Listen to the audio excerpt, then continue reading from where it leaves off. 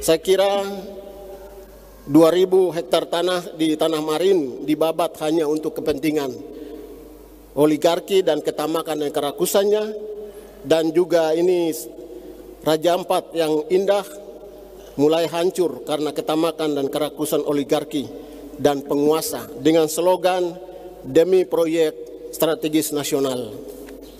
Inilah roh dunia. Apakah kita mau ikut dengan roh dunia seperti ini, menghancurkan alam, menghancurkan sesama?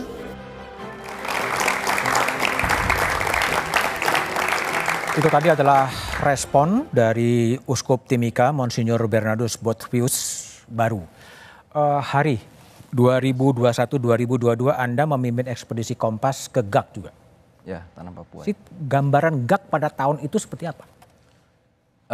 Iya, jadi waktu 2021 itu lebih tepatnya ekspedisi Tanah Papua ke 20 kabupaten kota di Papua ya, termasuk salah satunya Raja Ampat. Nah, di Raja Ampat ketika kami ke GAK karena kami mendapatkan informasi karena ada keluhan masyarakat terkait tambang nikel di sana.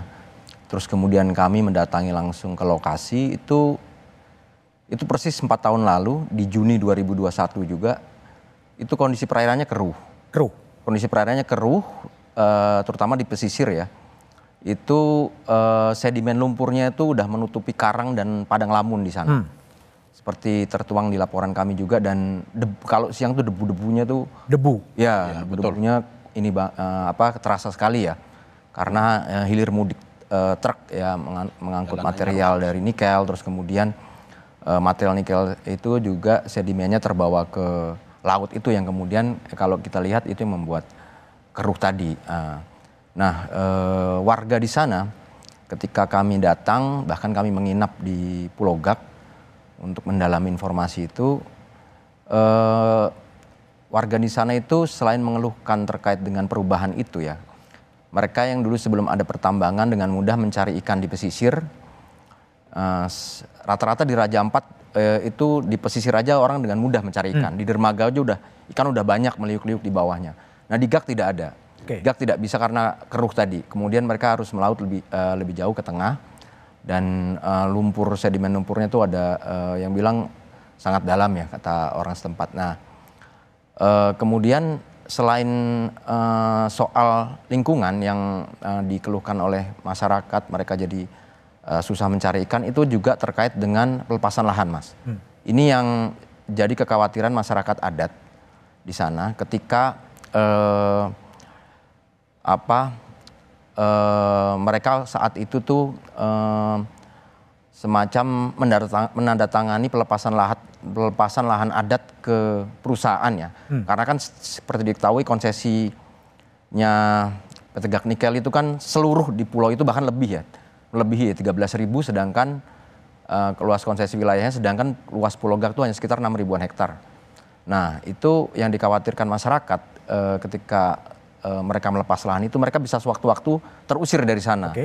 Nah yang janggalnya lagi, kata salah satu ketua masyarakat adat, ketua keret kalau di sana istilahnya itu, saat penandatanganan pelepasan lahan itu mereka saat itu tidak menyadari karena hanya disodorkan lembaran kosong. Belangko kosong. Betul. Nah itu yang kemudian mereka kaget, bingung kok tiba-tiba sudah ada pelepasan lahan, dan setelah itu mereka khawatir bisa sewaktu-waktu terusir dari sana ya. Mengingatkan izinnya cukup panjang, dan itu yang dikeluhkan saat itu sebenarnya yang mencuat selain dengan lingkungan adalah konteks lahan adat tadi. Oke, baik.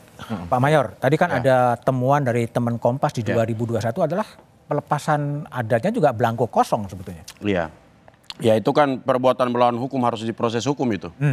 Dan saya lihat di sana yang paling terjadi nyata-nyata di depan mata itu CSR-nya PT GAK Nikel itu miliaran, itu kita tidak tahu kemana.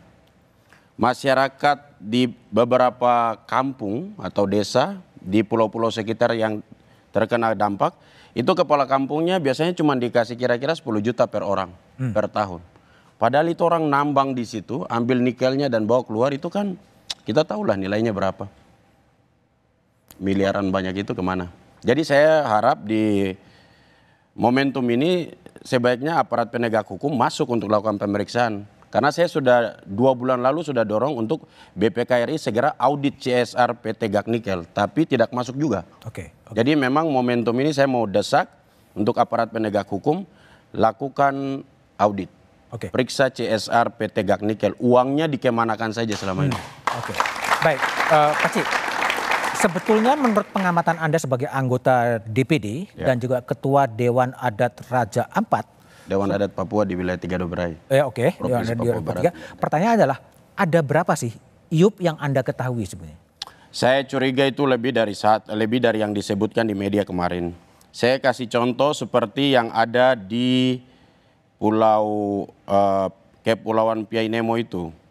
Itu di gugusan itu kalau kita lihat di peta itu Kepulauan Fam itu. Di Piainemo itu di Kampung Saupapir, Kampung Saukabu dan Kampung Pam itu ada PT Anugerah Pertiwi Indotama. Saya kemarin dengar tidak disebut. Tidak disebut? Ya, isu yang beredar di sana dan waktu saya kunjungan dapil ke sana, ke Kampung Pam itu diserahkan oleh masyarakat sendiri.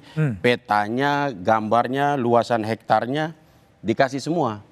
Di Kepulauan Pam itu. Jadi ya perusahaan itu memang harus dicabut. Harus dicabut. Tapi sudah beroperasi atau belum? Belum. Oh belum, baru minta. Ada di sana yang mereka urus izin tapi tidak produksi. Lalu yang fatal di sana itu mereka urus izinnya langsung di kementerian. Masyarakat adat tidak tahu, pemerintah daerah pun mereka urusnya kan biasanya bertahun-tahun. Jadi bupati ganti bupati itu prosesnya masih jalan terus. Jadi seperti yang sekarang lagi dipersoalkan itu kan 2013. Sekarang baru dipersoalkan gitu. Baik. Bung Kiki, tadi kalau kita dengar pernyataan dari Uskup Timika, ini adalah oligarki dan rakus sebetulnya. Apakah Greenpeace menangkap juga semangat ini adalah oligarki dan ketamakan dan kerakusan untuk mengeksploitasi bumi? Ya, terima kasih. Betul sekali yang disampaikan tadi oleh Pastor Uskup Papua Timika.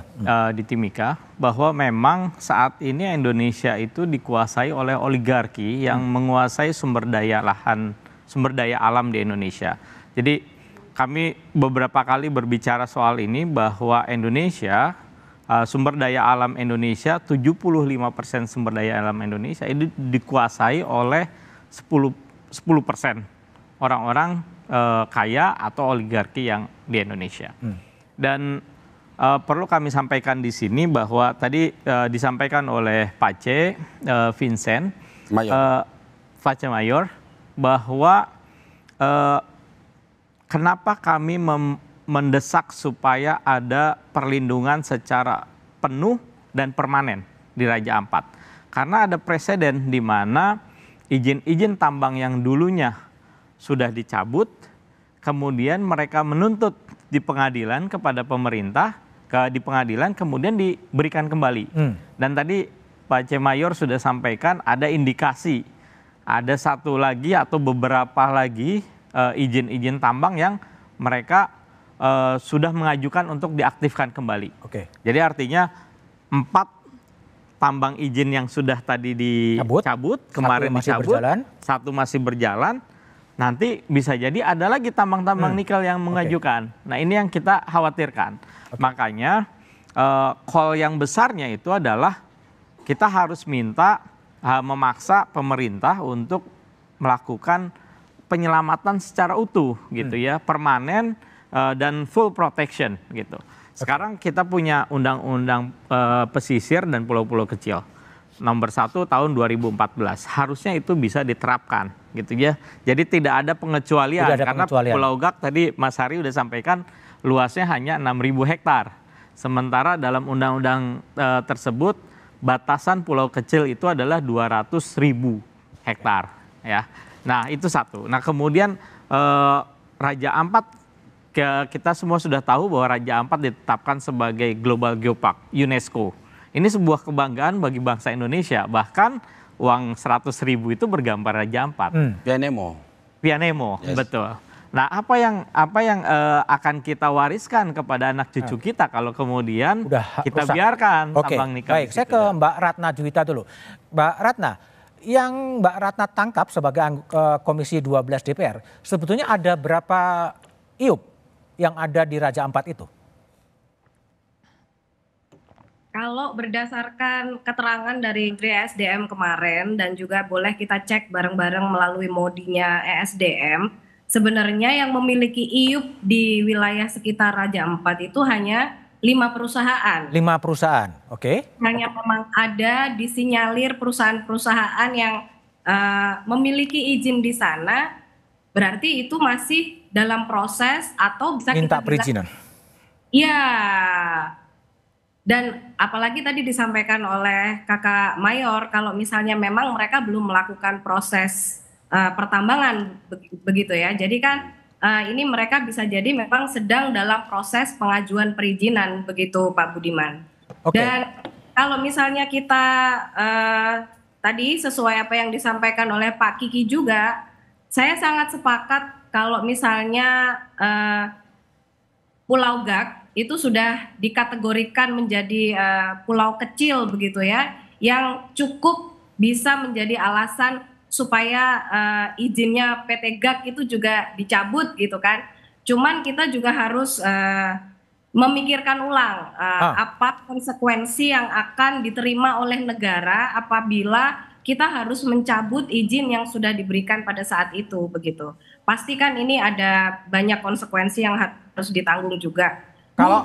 Kalau Mbak Ratna sebagai anggota Komisi 12 lebih menyarankan agar PT GAC Nikel itu juga dicabut atau dibiarkan beroperasi? Kalau saya lebih memilih kata-kata mengevaluasi. Mengevaluasi sampai seperti apa?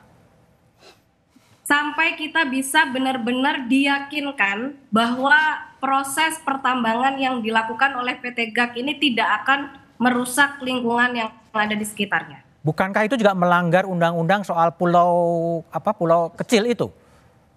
Undang-undang itu kan di tahun 2014 ya Pak Budiman. Oke. Sedangkan PT GAC ini mendapatkan izin untuk memulai proses produksi di tahun 2017-2018. Jadi kalau misalnya memang yang memberikan izin itu sudah bisa dipastikan menabrak dari undang-undang yang pulau kecil itu, tentu kita juga harus memberikan punishment kepada yang sudah bertanggung jawab untuk mengeluarkan izinnya dulu sebelum kita memproses PT GAC ini harus dikemanakan begitu. Kalau tadi ada laporan dari Hari adalah belangko kosong dan lain sebagainya, itu Anda melihatnya gimana Mbak Ratna? Saya sepakat dengan Kakak Mayor. Kalau itu sudah termasuk tindakan kriminalisasi ya terhadap penduduk adat, sehingga meskipun menggunakan alasan proyek strategis nasional, meskipun menggunakan alasan ini adalah kepentingan negara, hilirisasi, pertumbuhan ekonomi dan sebagainya, saya sepakat bahwa ini harus diusut tuntas dan dimasukkan ke ranah hukum. Pengetahuan Mbak Ratna ini termasuk PSN ya? Sampai dengan saat ini tidak. Cuman biasanya memang yang sering dibicarakan oleh penduduk di daerah, kalau misalnya ini hubungannya dengan hilirisasi, memang mereka sering ditakut-takuti dengan ini bahasanya adalah proyek strategis nasional, sehingga mereka tidak bisa memberikan alasan untuk menolak begitu Pak Budiman. Oke. Jadi saya mengingat dengan apa yang disampaikan oleh ketum kami, Gus Muhaimin, memang ini benar saatnya kita harus taubat ekologis. Tobat ekologis. Nah, setelah IUP itu kemudian dicabut, hutannya sudah rusak, lalu apa yang akan terjadi kita bahas.